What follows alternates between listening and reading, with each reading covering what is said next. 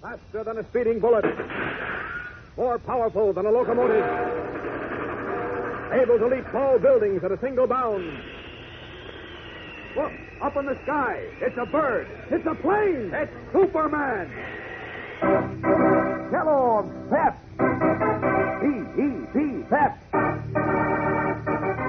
Kellogg's Pep, the Sunshine Cereal, presents The Adventures of Superman.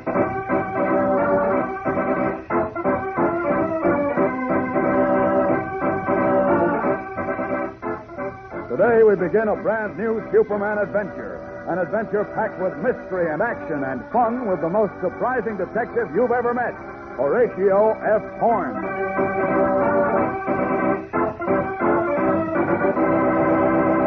Hello there, gang. This is your pal Dan McCullough. Say, is your appetite all primed to eat hearty when you show up at the breakfast table in the morning? Well, it's bound to be if there's a bowl of Kellogg's Pep waiting for you.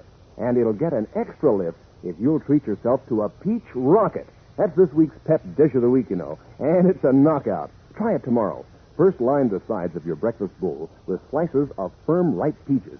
Arrange them so that they're pointing up, you know, like rockets.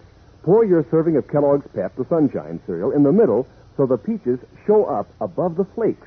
Then milk and sugar, and that's all it takes to make a peach rocket, a dish that'll make your appetite really skyrocket. You see, Kellogg's Pep does something for the fruit. It's crisp and it's crunchy and teases your taste so that you keep right on eating until your bowl is polished off clean.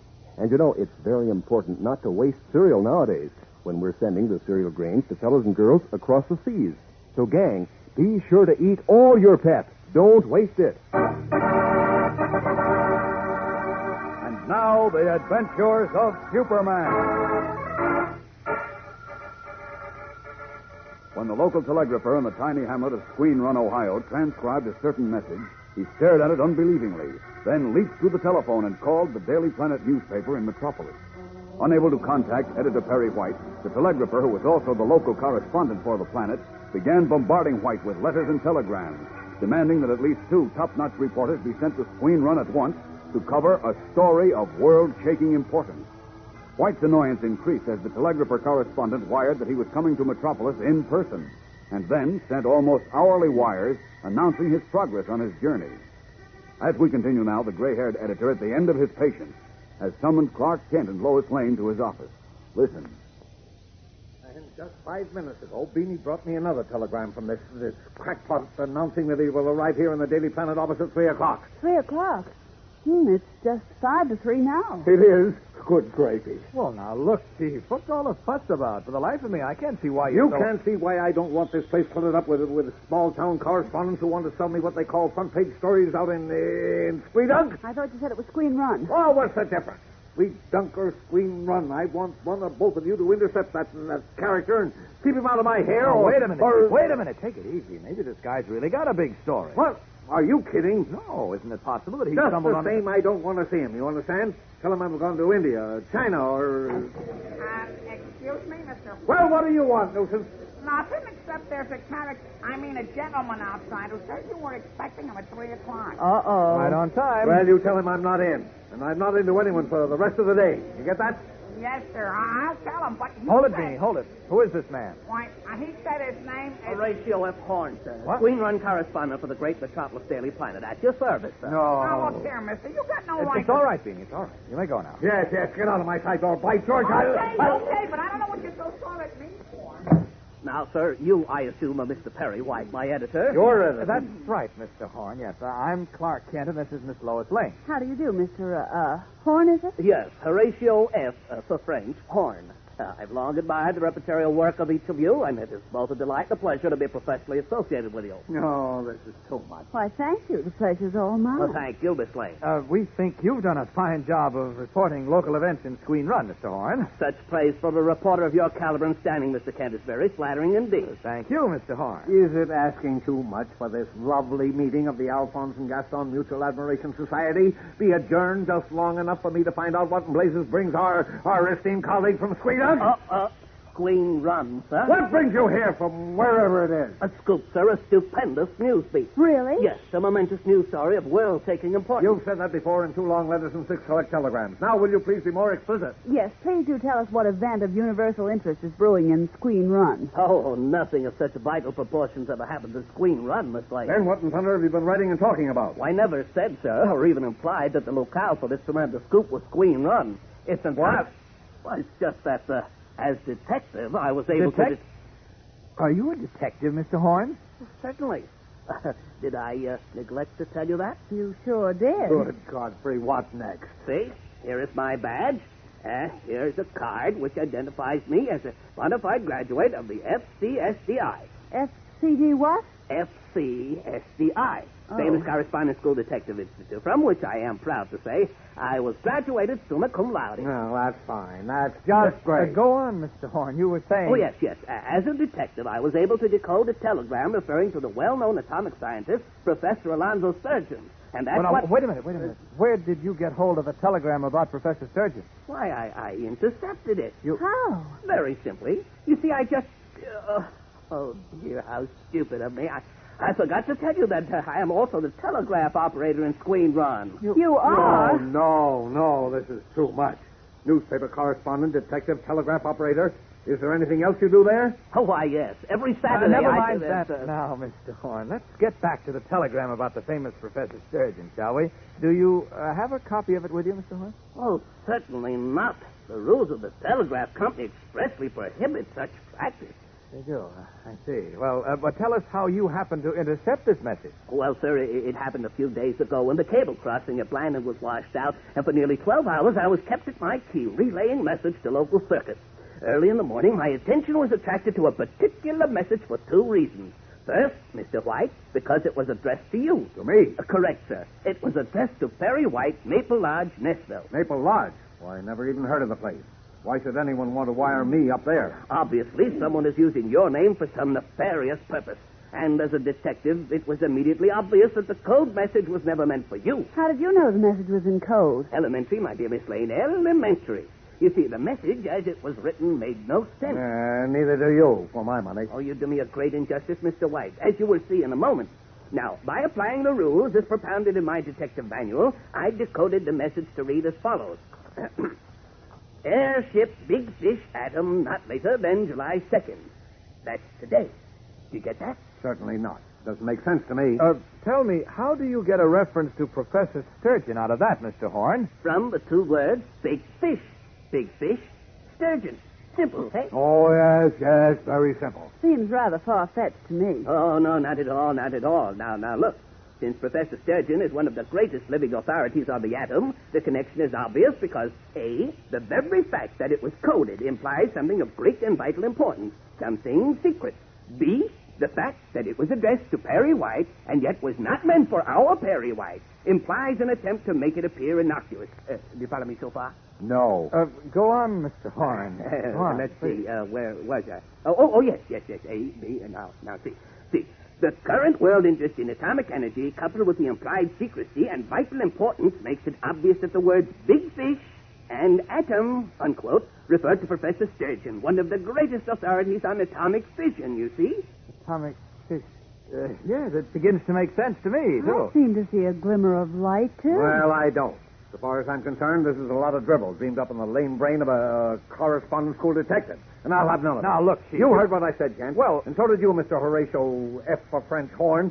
So take your phony scoop story back to Squeen Run and don't bother with me again with anything but local news. But, Mr. White, you're making... You heard what I said, now beat it. Kent, for the love of heaven, take him out of here before I really blow my top.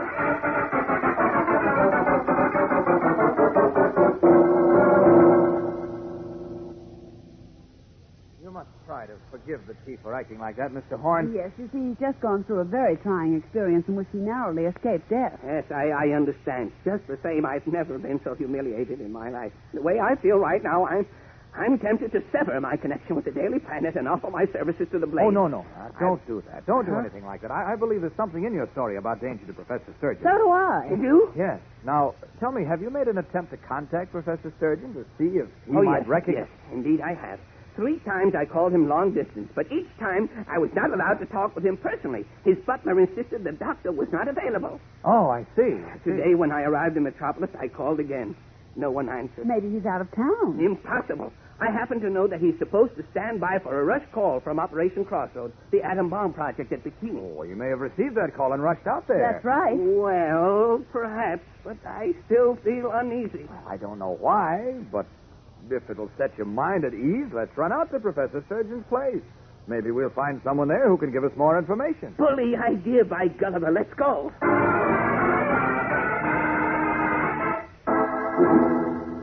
Still more curious than alarmed, Clark Kent drives Lois Lane and their peculiar colleague, Horatio F. Horn, out to the suburban home of Professor Alonzo Sturgeon, eminent atomic scientist.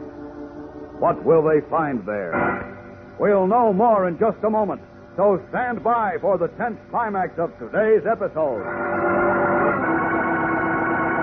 Say, gang, how'd you make out with breakfast this morning? Hope you ate the hearty sort of meal that helps start your day on high. And believe me, you can hardly miss if Kellogg's Pep heads the menu. Because Pep is so terrific, you want to eat hearty.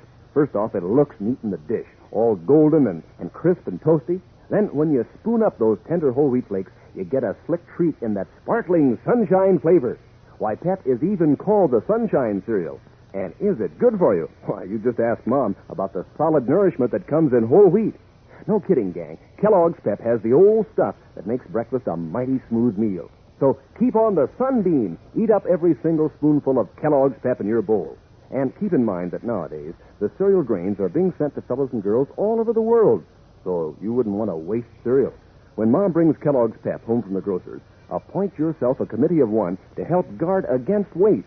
If you pour your own Pep, pour it carefully and polish off every bit you pour out. Remember, eat all your Pep. Don't waste it. To satisfy the uneasiness felt by the Daily Planet's eccentric local correspondent from Squeen Run, Horatio F. Horn, who claims to have decoded a mysterious message indicating danger to Professor Alonzo Sturgeon, Clark Kent drove Horn and Lois Lane to the atom scientist's suburban home, where we find them now. Isn't it lovely out here in the country? Beautiful. Perfectly beautiful. Did you ring the bell, Miss Kent? No use. There's no one home. Oh, now, really, Clark, how can you tell that? Well, I just know, that's all. Well, let's ring anyhow and see. Now, here it is. And I tell you, that's a waste of time. What's more, something's happened here that makes me think that message you decoded meant business, Mr. Horn. Really? What do you mean, Clark? Come inside and I'll show you. I think the door's open. By Gulliver, it is open. That's strange. Not half so strange as what may have happened to Professor Sturgeon. Look there, in the study. Good heavens. Why, the place is a shambles. As if there'd been a terrible fight.